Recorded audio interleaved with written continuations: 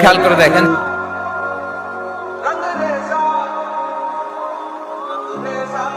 এই যে বাজান, তোমার 1 কেজি চাইল।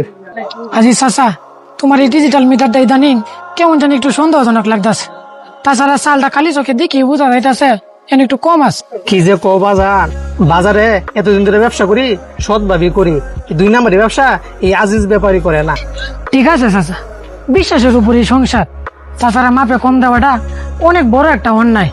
মানুষের চোখে ফাঁকি দেওয়া গেলেও উপরওয়ালার চোখে কোনো সময় ফাঁকি দেওয়া যায় না।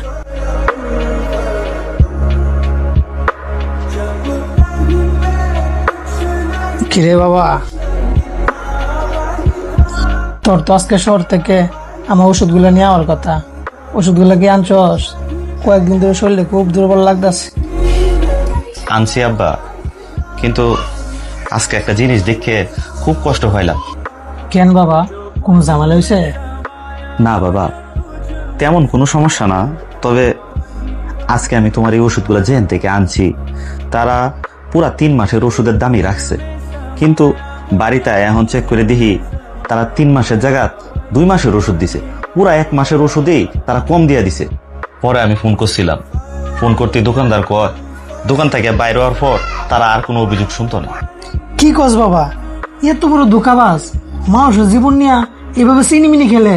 ও তো ডাকায়। আমি কালকে ওই শহরের দোনা যাই, এর একটা উপযুক্ত শাস্তি হওয়া দরকার। মানুষের টগায়া এভাবে কষায়ের মতো টাকা মায়। বাবা, তোমার আজকে ওই দোকানদার 1000 টাকার ওষুধ কম দিছে দিকে তোমার অত রাগ হইতাছে? তুমি যে বাজারে প্রতিদিন তোমার পাল্লায় কাচ্চুপি করে মানুষের হাজার হাজার টাকার চাল ডাল এগুলা কম দেও, তখন কি তারা রক্ত পানি করা টাকা দিয়া ঠগে না? ওষুধ নিয়ে বাড়িতে আসার সময় আমাদের প্রতিবেশী পাইলটের সাথে দেখা হয়েছিল। ওই লোকটা অনেক আক্ষেপ করে কইতাছে তুমি নাকি প্রায় সময় ওজনে কম দেও। বাবা, অন্য কেউ মাপে কম দিলে যদি সে অপরাধী আর ডাকাইতো, তবে তুমি যখন মানুষের মাপে কম দিতাছ তখন কি তুমি তাদের সাথে ন্যায় কাজ করতেছ? কিন্তু বাবা, আমি তো ভাবতাম এটা ব্যবসার মধ্যে সামান্য একটু চালাকি আর একটু লাভ। না বাবা, অন্যায় কখনো ব্যবসা হইতে পারে না বাবা। তাছাড়া তুমি যেই চাল ডাল পরিমাণের থেকে কম দিয়া মানুষের কাছ থেকে বাড়তি টাকা লাভ রাখতেছ, ঘুরায় ফিরে তো সেই টাকা কোনো না কোনো ধোঁকাবাজের হাতে গিয়েই পড়তেছে।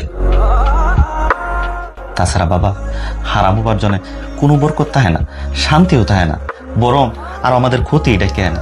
এই যে তার বাস্তব প্রমাণ আজকে আমাদের চোখের সামনে। আমার মাফ করে দে বাবা, তুই আমার চোখ দুটা খুলে দিলি। নিজের ক্ষতি না হওয়া পর্যন্ত অন্যের ক্ষতির হাহাকার বোঝা যায় না।